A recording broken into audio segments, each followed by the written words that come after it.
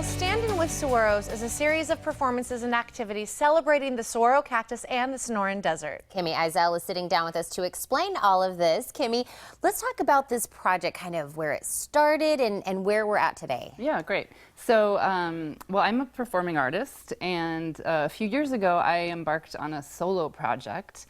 One of the things I was trying to do was figure out how to make a duet with the saguaro cactus. So, you know, they don't like to be touched, and you can't really give them they're not your typical dance partner. And so I gave myself this sort of experiment to just stand with one for an hour, kind of as a way to get to know it and learn about it. And I had the most profound experience just at sunset for an hour standing there. And, you know, I was a human being and it was a cactus, and I wasn't trying to be it or copy it and so it just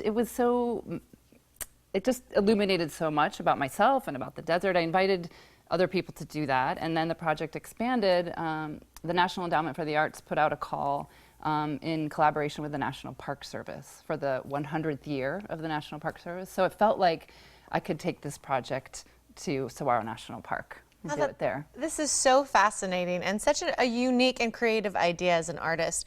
I'm wondering, though, what was it about the saguaro cactus that was special to you that made you want to do this? Right. Well, the saguaro is really like our touchstone species here. You know, it's the dominant plant in the landscape for the most part in the desert.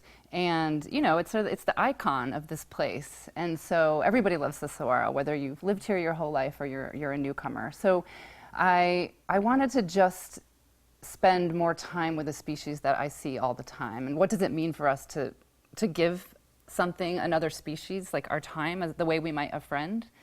And then, of course, what I've discovered is that it's sort of this portal that invites us into all kinds of stories about this place, which is exciting. And I know we're kind of doing this kind of like as a public campaign with a hashtag. Yeah. So hashtag I Stand with Saguaros. It's been this 6-week campaign to sort of, smush it into a period of time. We're trying to get as many people as possible out into the desert to try this thing. And you don't have to stand for an hour. You don't even have to stand. You can sit, you can lie down, you can, walk around it. But really, it's inviting you to be still and silent for a period of time.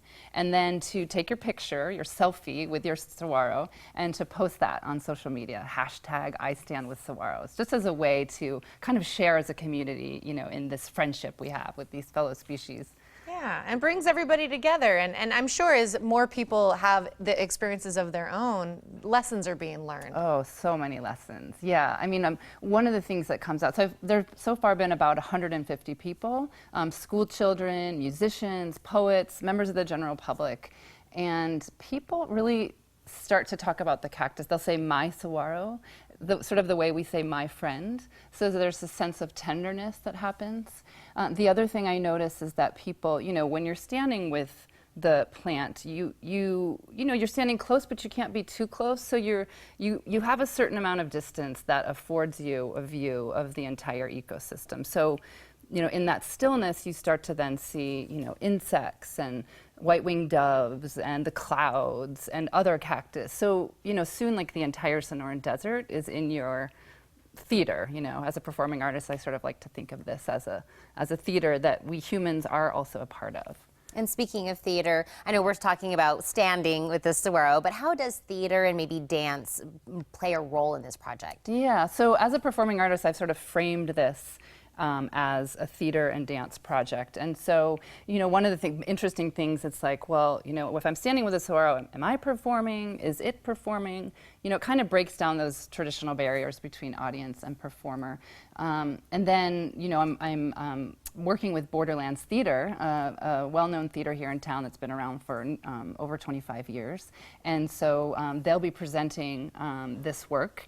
And so come November, we are creating live dance and theater for the park, Saguaro National Park. So from these experiences of people standing, from interviews that I'm doing on KXCI radio, learning all kinds of things about the saguaro that will then inform that dance and that theater. Wow. And Kimmy, I know we're just about out of time, but quickly tell us, how can people get involved moving forward? Any upcoming ways? Yeah, that we so the can... last group Yeah. stand in Saguaro National Park is this Sunday, May 29th. That's sunset, Saguaro National Park on the west side. And in June, we're going to do a saguaro fruit harvest workshop. And then you can listen to my podcast on KXCI throughout the week, every week. And you can check us out in the fall when the performances will be happening, November 11th, 12th, and 13th. Great. Kimmy, I'm going to make sure our viewers have some information that they can check up on you and see what's going on. But thank you so much for taking the time to speak with us today. Thank you so much. Now, to learn more about their summer and fall events, including the closing ceremony at Saguaro National Park West on May 29th, log on to standingwithsaguaros.org.